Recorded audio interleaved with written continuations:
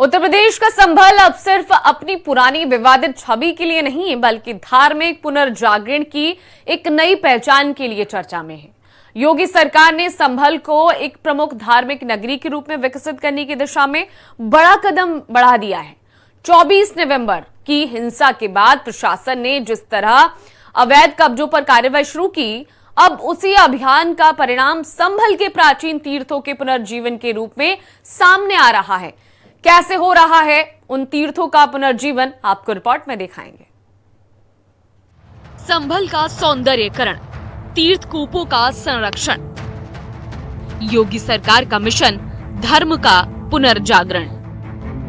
यम तीर्थ से संवरेगी विरासत, जीर्णोद्धार में 1.25 करोड़ लागत।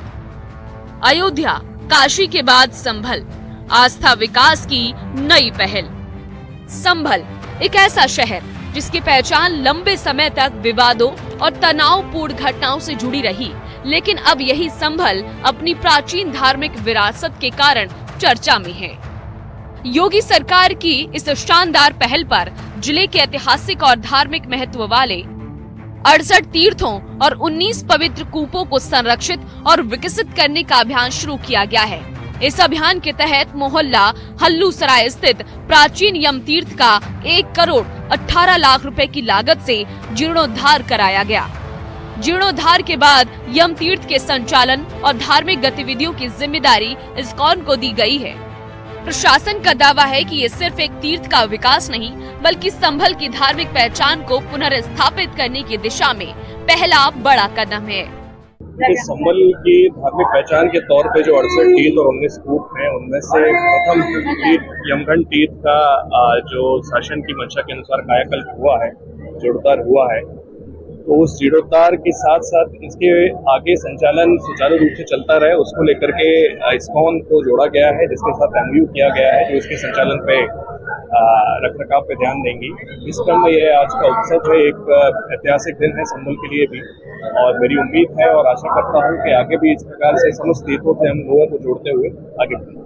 संभल के यमगंड तीर्थ 68 तीर्थों में से माना जाता है। इसके अलावा संभल के 67 तीर्थ और भी हैं, उनका भी कायाकल्प होना है। जैसा मैंने कहा कि सभी की कायाकल्प की प्रक्रिया और उसके साथ साथ उसके रखरखाव की आगे की योजना, सभी पे हम लोग काम कर रहे हैं। आज से शुरुआत हुई है, आगे बाकी भी है। इस तीर्थ के बाद संभल को जो है योगी सरकार की निश्चित तौर पर तीर्थों के जीर्णोद्धार के साथ साथ 24 कोसी परिक्रमा के तौर पे काफी सारी धार्मिक परियोजनाएं यहाँ पे आ रही हैं, और इसके साथ साथ रोजगार परक भी कई सारी योजनाएं आ रही हैं जिन पे आने वाले समय में काम किया जाएगा। इसके साथ ही जिला प्रशासन 24 कोसी परिक्रमा मार्ग के विकास समेत कई अन्य धार्मिक परियोजनाओं पर भी काम कर रहा है। इन योजनाओं के पूरा होने के बाद संभल को धार्मिक पर्यटन के बड़े केंद्र के रूप में विकसित करने की तैयारी है। संभल के 68 तीर्थ और 19 जो कूप और महाकूप है, उन सबकी भौगोलिक स्थिति ज्ञात करने के बाद में पहला तीर्थ जो यमगंड तीर्थ के नाम है, उस तीर्थ को आज मूर्त रूप में इस्कॉन द्वारा संभल कल की देवतीर्थ समिति के साथ में MOU के बाद में टेक ओवर किया है।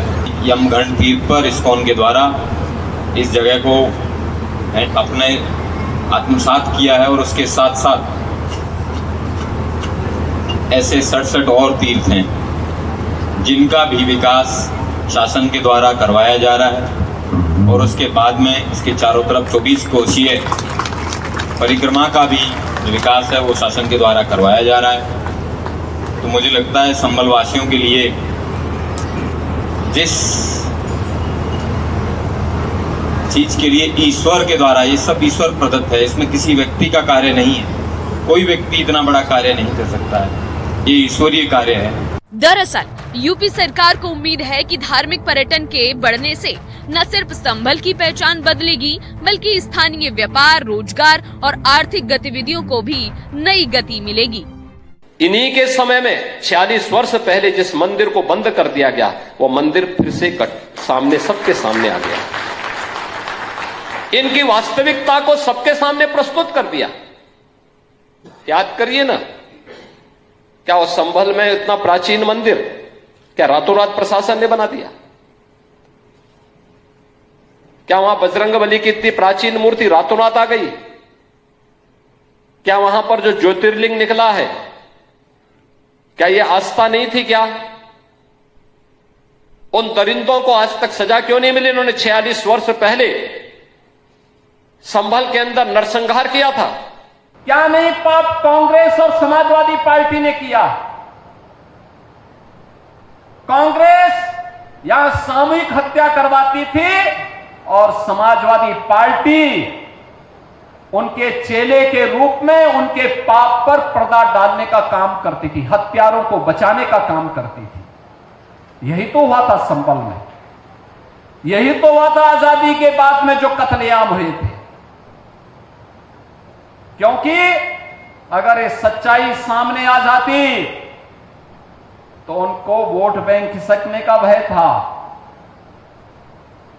हम लोग वोट बैंक के लिए नहीं आए हैं, हम तो विरासत का संरक्षण करने के लिए आए हैं, वोट बैंक नहीं, विरासत का संरक्षण है। जिस संभल को कभी दंगों और पिछड़ेपन के लिए जाना जाता था, उसे अब आस्था, संस्कृति और पर्यटन के केंद्र के रूप में विकसित करने का प्रयास किया जा रहा है। यूपी के संभल से अरुण कुमार के साथ ब्यूरो रिपोर्ट, हिंदी खबर।